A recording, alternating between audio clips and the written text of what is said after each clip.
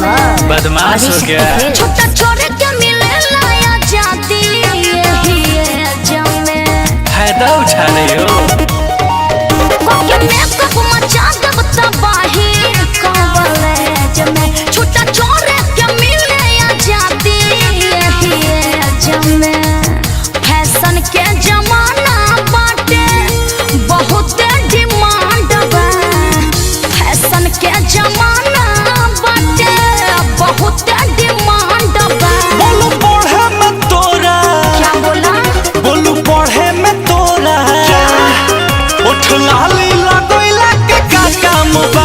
बोलू पढ़े में तोरा उठ लाली लगोइला के का काम बा। कहना बोले के का काम बा?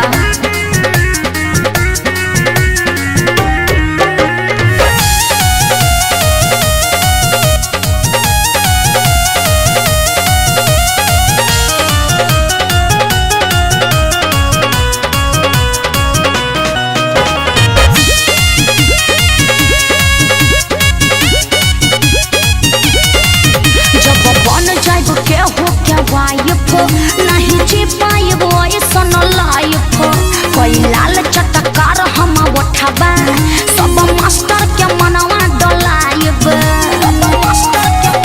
अरे बुझल इहा पढ़े लिखे के जगह ना हो कोनो पियर बार। बकवास मत बुझ करो। गई मलाई बोरो चट जई है सलाली तोहार। छोड़ दे का केहू को छकरी कैसे प्यारा सब क्या जानबा केहू को छकरी कैसे प्यारा सब क्या जानबा। बोलू पढ़े में तोरा ढेर बोल रहे हो। बोलू पढ़े में तोरा क्यों परेशान करते हो? उठ लाली लगोहिला के का काम बा। बोलू पढ़े में तोरा उठ लाली लगोहिला के का काम बा।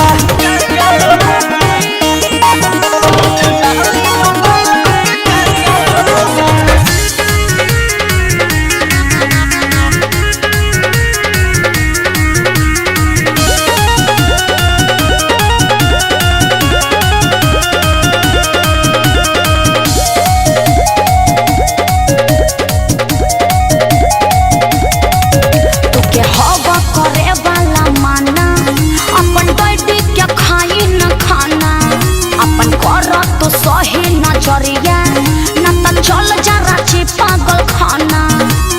नॉनसेंस प्यारा हो खेला लेकिन के इज्जत अच्छा। ओकर बुझल करो तू हो कीमत। सब बुझते हैं। केहू लूट ली बीचे बजरिया नहीं लग पाई 5 मिनट।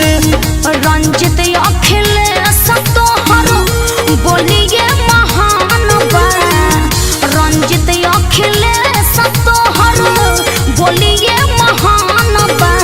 बोल पढ़े में तोरा क्या? पढ़े में उठ लाली के का काम बा। बोल पढ़े में तोरा उठ लाली लगोइला